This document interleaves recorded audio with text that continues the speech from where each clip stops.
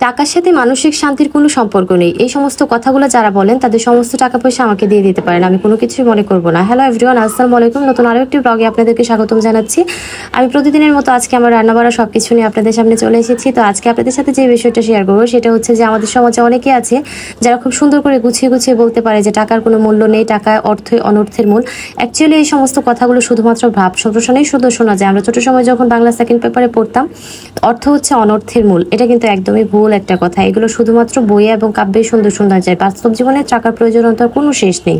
আপনি জীবনে প্রত্যেকটা পর্যায়ে যাবেন, আপনার টাকা ছাড়া একদম জীবন অচল হয়ে যাবে। আর তাছাড়া যদি আপনি নিজে বেকার হন কোনো সমস্যা নেই, বাট আপনি যদি একটা বেকার ছেলেকে বিয়ে করেন তাহলে জীবনের অর্থটা একদম পুরোপুরি বুঝে যাবেন।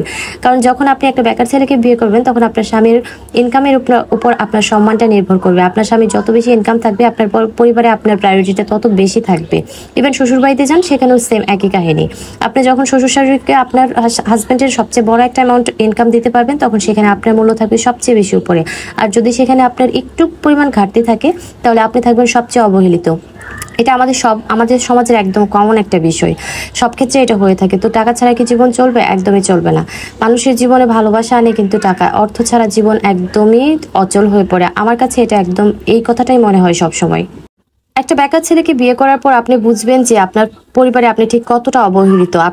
যখন আপনার কোনো একটা চাহিদার প্রয়োজন পড়বে, আপনি যখন আপনার পরিবারের কাছে গিয়ে হাত পাতবেন তখন বুঝবেন যে এটা আপনার জন্য কতটা লজ্জাজনক একটা কাজ হয়ে থাকে।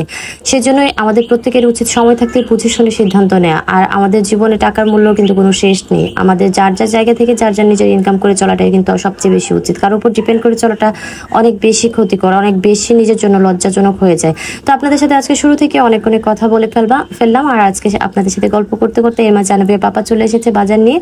আর গরমের সিজনে এটা কি বলবো, এটা আমাদের প্রতিদিনের নিত্যদিনের সবজি। আর এটা হচ্ছে আম। আর গরমের সিজনটা যতই বিরক্তিকর লাগুক না কেন, এই একটা ফলের জন্য এই সিজনটাই আমার অনেক বেশি ভালো লাগে।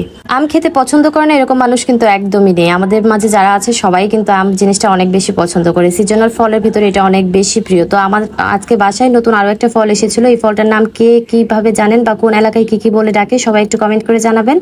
তো আনাবিয়ার পাপা আজকে এই ফলটা নিয়ে এসেছিল। এটা অনেক বেশি টক ছিল। আমি প্রথমে একটু ট্রাই করেছিলাম, আর এদিক দিয়ে আমার আমসত্ত্বগুলো একটু শুকিয়ে আসছিল। আমি যেদিন আমসত্ত্বটা বানানোর জন্য দিয়েছিলাম সেদিনে অনেক ঝড় তুফান শুরু হয়েছিল, টানা 3 দিন একদম রোদ ছিল না। তো আমি ভাবছিলাম যে আমার আমসত্ত্বগুলো মনে হয় একদম নষ্ট হয়ে যাবে, বাট একদমই নষ্ট হয়নি। এদিক দিয়ে আনাবিয়ার পাপা আমার জন্য আবার এই নতুন যে ফলটা এনেছিল সেটাকে একদম খুব ভালো করে ভর্তা করে নিয়ে এসেছে। আর এটা ভর্তা খাওয়ার পরে অনেক বেশি টেস্ট ছিল।